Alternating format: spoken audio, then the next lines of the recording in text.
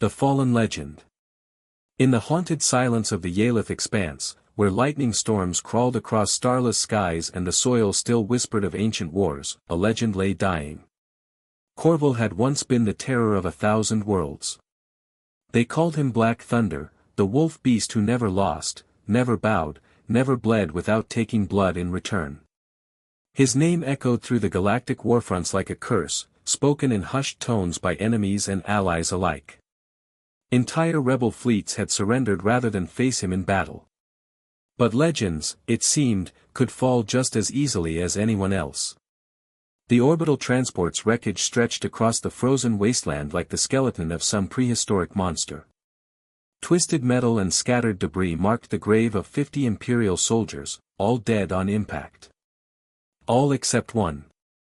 Corval lay trapped beneath a section of the hull, his massive frame broken and bleeding. Ribs cracked inward, hind legs crushed, thick crimson pooling beneath him in the bitter cold. Each breath came as a struggle, a wet rasp that spoke of punctured lungs and failing organs. Above him, the violet sky swirled in endless silence, mocking him with its indifference. There would be no glorious death in battle, no final stand against overwhelming odds. Just the slow, inevitable fate of a warrior who had outlived his purpose. The crash hadn't been enemy fire or strategic brilliance. A piece of orbital debris, nothing more than space junk, had torn through their transport during routine deployment. No honor in it. No meaning. Hours passed, then days. The cold bit deeper, his vision blurred, and still he clung to life with the stubborn tenacity that had made him legendary. But even legends had limits. As consciousness began to slip away for what felt like the final time, Corval heard something impossible, the screech of atmospheric entry, the roar of failing engines, the thunderous impact of another crash landing. In the distance, an emergency pod burned against the alien landscape, and from its smoking wreckage, a small figure emerged. The unlikely savior. Dr. Nia Solari had never planned to be a hero. The evacuation pod's emergency systems had malfunctioned during atmospheric entry, sending her crashing into this desolate moon instead of the safety of the fleet rendezvous point. She stumbled from the wreckage, medical kit clutched against her chest, throat burning from smoke and fear. This wasn't supposed to happen. She was just a field medic, one of those idealistic volunteers who left Earth's safety with too much hope and too little preparation. Her mission was simple: provide medical support to refugee populations in the outer systems. Nothing dangerous. Nothing complicated. But as she oriented herself in the alien landscape, her scanner detected massive life signs nearby, fading, but still there. Following the readings through the debris field, Nia discovered something that should have sent her running in terror. Corval lay broken among the wreckage, a creature of nightmare-made flesh. Larger than most vehicles, covered in armor-plated fur, scarred by countless battles, he was death incarnate, even in his weakened state. Every instinct screamed at her to flee. This was Black Thunder, the legendary predator whose name struck fear across the galaxy. But as she stared into his dimming eyes, she saw something that overrode her terror. Pain. The same pain she'd seen in countless patients across a dozen worlds. "You're going to hate this," she whispered, dropping to her knees beside his massive head, "but I'm not watching another soul die if I can help it." Corval's eyes focused on her with obvious confusion. A human, small, fragile, utterly defenseless, kneeling beside him with medical supplies instead of weapons. It made no sense. Nia's hands shook as she worked, cleaning wounds that could swallow her whole, administering treatments designed for human physiology on an alien predator. She had no textbook for this, no training that covered battlefield medicine on legendary war beasts. But she had something more important, the absolute refusal to give up. Hour by hour, his breathing steadied. The blood flow slowed. His eyes, once clouded with approaching death, cleared to watch her every movement with growing wonder.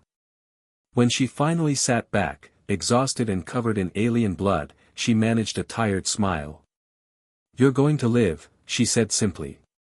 For the first time in decades, the great Corval had no idea what to make of the creature before him. The hunter becomes the hunted. The distress beacon had been automatic, a reflex built into Nia's medical equipment that she hadn't even realized was active. But in the cold depths of space, someone had been listening. High above Yaleith, the Imperial Blackwake frigate terminus intercepted the signal within hours. The moment their AI identified the biosignature, everything changed. Subject K-001, Corval. Status, terminated by Imperial decree. Except he wasn't terminated. He was alive, being treated by a human medic who had no idea what she'd gotten herself into. The Empress had issued the death warrant 3 cycles ago. No trial, no questions, just erasure.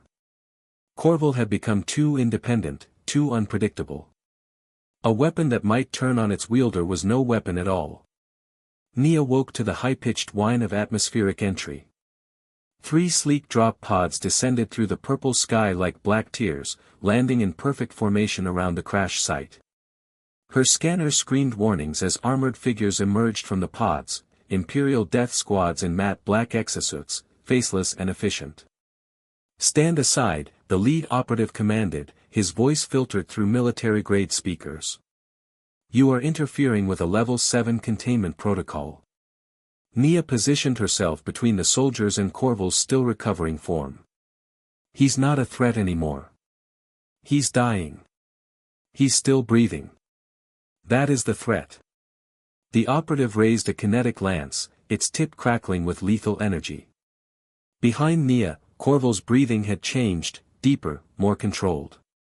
The great predator was awakening, and some primal instinct told him that battle was coming. "I'm his medic," Nia declared, surprising herself with the steel in her voice. "You're nothing but a delay," the soldier replied, powering up his weapon. The ground trembled, not from machinery, but from something far more dangerous stirring to life. The operatives turned as dust billowed behind Nia, and from it rose a shape that had haunted Imperial nightmares for decades. Corval stood on trembling legs, every wound still burning, every movement agony. But his eyes were clear now, focused with the deadly precision that had made him a legend. For the first time in weeks, the great wolf beast raised his head and growled. The sound carried across the wasteland like thunder, a promise of violence that made even trained killers hesitate. The battle was about to begin. Blood and thunder. The first kinetic bolt screamed through the air where Corval's head had been a millisecond before. Despite his injuries, decades of combat experience guided his movements as he lunged forward with devastating force. The lead operative's exosuit crumpled like foil beneath massive claws. His scream cut short as Corval's tail, lined with metal spines, swept the second soldier into a rocky outcropping with bone-shattering impact. But the beast was far from his prime. Each movement sent fresh blood streaming from his wounds. The third operative, seeing his chance, fired a pulse grenade that exploded against Corval's flank, searing fur and flesh. Corval roared in pain but didn't fall. Instead, he turned that anguish into fury, pouncing on the remaining soldier with the desperation of a cornered predator. The fight was over in seconds, but the victory came at a terrible cost. The great wolf collapsed, gasping, his recently healed wounds torn open again. Nia rushed to his side, her medical supplies already running low, but her hands steady with purpose. "Why?" Corval spoke for the first time, his voice a deep rumble that seemed to come from the earth itself. "Why save me?" Nia looked up from her work, meeting eyes that had seen the rise and fall of empires. "Because everyone deserves a chance to choose who they want to be." As she worked to stabilize his wounds again, more ships appeared on the horizon. The frigate terminus itself was descending, bringing with it enough firepower to turn the entire moon to glass. "They won't stop," Corval whispered. "The Empress fears what I represent. A tool that refuses to be used." "Then we make sure they can't find us," Nia replied, activating her emergency beacon with a new frequency, not a distress call, but a very different kind of message. Unknown to the Imperial forces closing in, Dr. Nia Solari wasn't just any field medic. She was part of the Underground Railroad, a network of rebels who specialized in extracting those marked for Imperial termination. Her crash landing hadn't been entirely accidental. The real rescue was just beginning. A new beginning. The Underground Railroad's response ship materialized from hyperspace just as the terminus began its bombardment of the moon's surface. Captain Rhys Chen had been tracking Imperial death squads for months, and Nia's coded beacon had led him straight to the biggest prize of all. "We've got maybe 10 minutes before they glass this entire sector," Chen announced over the comm as his modified freighter touched down. "Move." Corval, still weak but mobile, allowed Nia to guide him toward the rescue ship. Each step was agony, but something had changed in the great beast. For the first time in his existence, he was choosing his own path.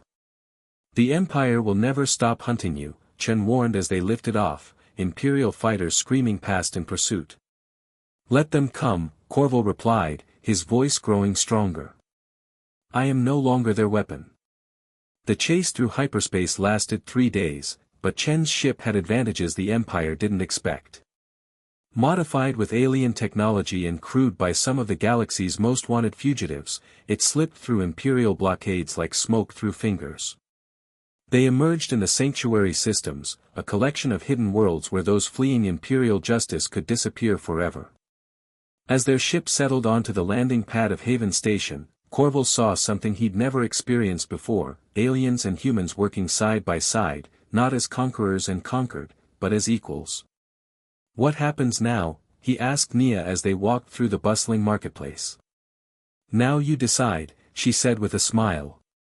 "The Underground can always use someone with your skills. Not as a weapon, but as a protector." Months later, Captain Chen received reports from across the galaxy. Imperial convoys were being liberated by an unknown force. Refugee ships found safe passage through previously impossible routes.